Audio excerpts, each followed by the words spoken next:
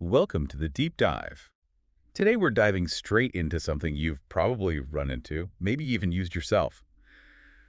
The so-called dark art of sarcasm. Right. We've got some really interesting stuff here, mainly drawing from English with Confidence, episode 67, the one called The Dark Art of Sarcasm and How to Not Sound Rude. It's a great title. It is. And knowing you're keen to quickly get a handle on these communication subtleties, we're going to explore how sarcasm actually works. Its magic, why it feels so different depending on where you are, culturally speaking, and maybe most importantly, how to use it without, well, accidentally being rude. Yeah, it truly is a fascinating area because, as you'll see, it's about so much more than just the words we pick. Yeah, it's the context. Exactly. The context, how we say things, even the cultural lens things get filtered through. We'll be digging into some key questions for you. Like, Well, why is sarcasm okay, even common in one place, but just causes confusion somewhere else? yeah, good question. And how can a simple phrase like, oh, sure, be absolutely dripping with disbelief? No. And now, with everything being digital, are there clues? Ways to spot sarcasm in a text message. Okay, so let's get into the nitty-gritty. How does it actually show up? Our source breaks it down. Three main types. Mm-hmm. First up is playful sarcasm. So like gentle ribbing, a bit of light teasing between people who know each other well. Yeah, comfortable with each other. Right, like imagine you've completely messed up directions, like really messed up, and someone says, wow, you're so good at directions. It's meant nicely. Exactly. And what's interesting there for you to think about is the psychology behind it. The humor comes from that gap, doesn't it? The gap. Between the literal words "you're so good" and the reality everyone knows you're lost. Ah. And that shared understanding, it sort of creates connection in group bonding, like a little inside joke. Makes total sense. Okay, then type two, dry sarcasm. Now this one, it's all about the delivery. Oh, yeah, the deadpan. Exactly. That completely flat, unenthusiastic tone that just signals the opposite of the words. The source gives a classic, oh, thrilling update about your printer. You can just hear the lack of thrill, can't you? Totally. And what's fascinating here for you is how much we lean on nonverbal cues, or, in this case, the lack of them, deliberately. Right. No expression. The humor in dry sarcasm is that clash.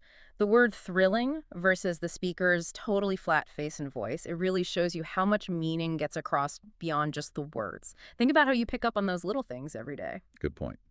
Okay, and then the third type, they call it nuclear sarcasm. Yeah, sounds intense. Yeah, this is where maybe the gloves come off a bit. It's more aggressive. Yeah. Example they use, oh, please tell me more about your amazing diet. Oof. Yeah, you can almost feel the hostility coming off that, can't you? Definitely. And for you, this type brings up a really important question about intent. Playful sarcasm often aims to bring people closer, right? Nuclear sarcasm, it can definitely push people away. It's a good reminder that sarcasm isn't always just for laughs. It can be a tool for showing frustration, disapproval. Ever been on the receiving end of that? Oh, probably. Haven't we all? I think so. And this is where things get really interesting, especially when you look at how sarcasm lands, around the world. Cultural differences. Exactly. Our source calls them cultural sarcasm landmines, which I think is a great phrase. Mhm. Let's start with British sarcasm. Apparently, for some Brits, it's almost the default setting. Right, just how they talk sometimes. Yeah. They say if a Brit says brilliant plan, they might actually mean what could possibly go wrong? Which translates to. Which, if you decode that, often means this is absolutely going to fail. So this whole extra layer you have to figure out. What's really fascinating there for you to think about is how understated it often is, British sarcasm. Subtle. It seems to come from this cultural liking for irony, maybe, and perhaps not wanting to be too direct with negative opinions. Yeah, that makes sense. So when you hear something that sounds positive, it's worth just pausing. Check the context, the tone. Is there something else going on underneath? Have you noticed this in, British TV shows? Oh, constantly. Especially the comedies, yeah. Ah. Okay, then there's American sarcasm. Mm. The source suggests it often needs more obvious clues. Right, you need to signal it more clearly. The example is, sure, Jan, often said with a very obvious eye roll. That combo makes it clear, I don't believe you. The visual part seems pretty important there for you to catch. That's a key point for you. American sarcasm can sometimes rely more on, say, exaggerated tone of voice or those really clear nonverbal signals just to make sure the message gets through. Like the eye roll. Exactly. And sure, yawn is interesting because it's become this like cultural shorthand for disbelief, especially online. Makes you think how sarcasm changes in different environments, doesn't it? Yeah, it really does. Okay, and then Australia. Australian sarcasm is described as brutal plus casual, Oh, that sounds like a mix. doesn't it? The example, nice hat. Did your cat knit it? Which apparently means that hat is terrible. Burn it. Ouch. Wow. It certainly is direct, isn't it? What's striking for you there is that blend. Really harsh criticism, but delivered super casually. Right. Like it's no big deal. It really highlights how different cultures just have different rules about teasing, about how directly you can say negative stuff. Might be quite a shock if you're not expecting that style. Definitely sounds like it. Yeah. Now, a modern twist, which I know you'll find useful, texting sarcasm. Ah, the tricky one. Totally. Our source gives a great pro tip for navigating this. Yeah. Using italics or maybe ellipses can signal sarcasm in text. Like, wow, so helpful. Yeah, that's great. Exactly. That's such a crucial point for you in today's world. Text just doesn't have the tone of voice, the body language that are so important for spoken sarcasm. Right, you lose all that. So these little text clues, italics, ellipses, they become really important. It's almost like we're creating a new kind of written code to get these subtle meanings across. Have you found yourself using those or noticing them? Absolutely. I've definitely used the sarcastic ellipsis. Okay, so how do we walk this line? How do we use sarcasm without sounding like a complete jerk? The million-dollar Wow. question. Our source has some helpful advice for you. First, stick to friendly topics. Keep it light. Yeah. Good example. Oh, another coffee. Shocking. That's probably fine. Bad example. Targeting something sensitive. Oh, another failed relationship. Definitely not okay. You have to gauge it.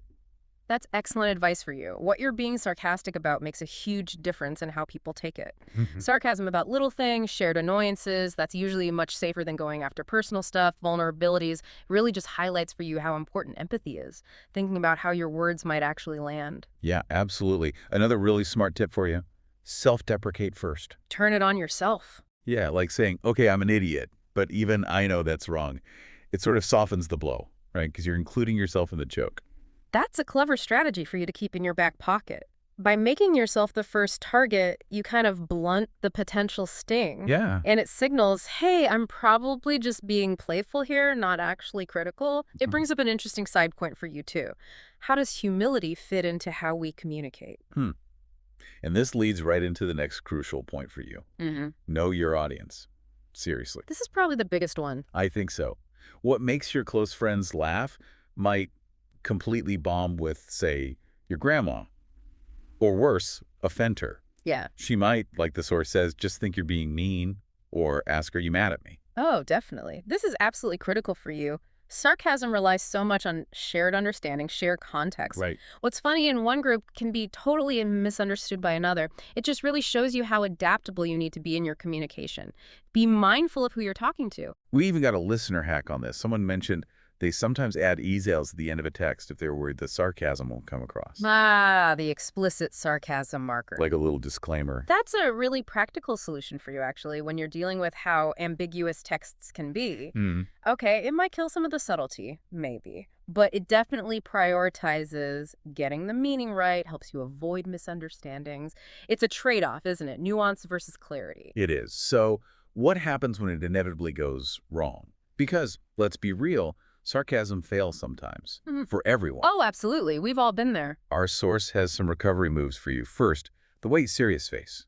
If it just falls flat, no laugh, maybe widen your eyes, look surprised and say, joking. Yeah, play it off like they misunderstood. Exactly. The key there for you is to signal immediately that you weren't serious. That sudden shift in expression, the word joking, it helps clear things up fast, resets the tone. Okay, then there's the instant compliment save. Like, if your sarcastic comment was a bit sharp, maybe follow up quick with, but unlike me, you're actually smart. Ah, backtrack and soften. Yeah, soften the impact for the person you might have accidentally, stung a bit. This strategy, it's all about redirecting, offering something positive right after. It's like saying, look, my comment was more about the situation or maybe my own weird mood, not about you. It can be a pretty graceful way for you to recover. And then there's what they call the full retreat. Sometimes you just got to say, ignore me. I'm tired and bitter. Just own it. Sometimes that self-aware honesty is the best way for you to just diffuse the awkwardness. Yeah, acknowledging your own mood, maybe you were a bit off, can explain why the sarcasm didn't land right. It shows a bit of self-awareness, makes you seem more human, even if the joke bombed. And here's a pro tip for you. If someone actually gasps when you try sarcasm, Ooh, yeah, that's a bad sign. you've probably gone too far. That's a pretty clear signal for you to just stop. Dial it way, way back. That kind of gut reaction, it's a strong clue your sarcasm crossed a line, maybe caused real offense. That's definitely your cue to reassess, maybe apologize if you need to. We even have a quick listener story for you. Hmm. Someone at Sarcasm Survivor mentioned saying, love that for you, to their boss. Oh, to the boss. Yeah. Apparently, HR did not love that for them. A cautionary tale for you about knowing your professional setting. Wow. That story really just hammers home for you how crucial context and audience are, especially at work. Totally. Sarcasm that's fine with your work buddies can have totally different results with someone higher up. Good reminder for you about being aware of those power dynamics. Right. Okay, now for something fun, a listener challenge. Sarcasm Spy. Designed just for you. Mission 1, if you accept. Listen for and spot just one sarcastic line in a show or movie you watch. Like the example they gave. Yeah. Shocking. No one saw that coming. Just keep your ears open for moments like that. This is a great little exercise for you to really sharpen your ability to recognize sarcasm. In different situations, pay attention not just to the words, but how they're said, the context around them. It's about tuning into those subtle cues. Okay, mission number 2 for you. Test dry delivery. Try saying fascinating next time you hear some genuinely boring news. Just try it. See if you can nail that deadpan, totally unimpressed delivery. This is a practical way for you to play with one of the core elements of sarcasm, that deliberate lack of the expected emotion. Might feel a bit weird at first, but practicing is how you get good at the dry stuff. And mission 3, recovery practice. If your sarcastic attempt does fall flat, practice pulling out the just kidding face. You know the one. Big eyes, innocent look. It's all about being ready for those times when your sarcastic meaning isn't crystal clear to whoever you're talking to. Yeah. Having that go-to recovery move in your communication toolkit, it can save you from some really awkward moments, don't you think? Oh, absolutely. We even have an example of a sarcasm win for you. Someone told a roommate, love how you never do dishes, and apparently the roommate actually washed 1 spoon. One spoon. Hey, it's a start, right? Baby steps. That's actually a pretty funny illustration for you of how even a slightly sarcastic comment can sometimes, in a very subtle way, actually nudge someone towards doing what you want. Shows that little power of suggestion, even wrapped in sarcasm. Well, there you have it. You, our listener, should now be armed with a much deeper understanding of this whole fascinating world of sarcasm. Use your powers wisely. Yes. Use this newfound knowledge for good, not evil, or, whatever works for you. It's been really insightful, actually, exploring these different facets of sarcasm with you, seeing how it works as humor, but also as this surprisingly complex way we communicate. Our next deep dive, we're going to hop across the pond. Look at something equally, unique. We'll be exploring why we love bad British sitcoms. And you should too. Oh, I'm looking forward to that. Because sometimes that awkward silence, that cringe comedy, it's just gold. Absolutely. I'm already looking forward to unpacking the very specific charm of those shows with you. And for our outro music today, a very special treat for you. A slow, deeply sarcastic violin cover of Happy Birthday, Enjoy. And maybe on that final note, consider for yourself, how might those different levels, those different styles of sarcasm we talked about be perceived? In the different professional circles or social groups you move through. It's a subtle art, but it can have pretty significant effects on how you connect or don't connect with people.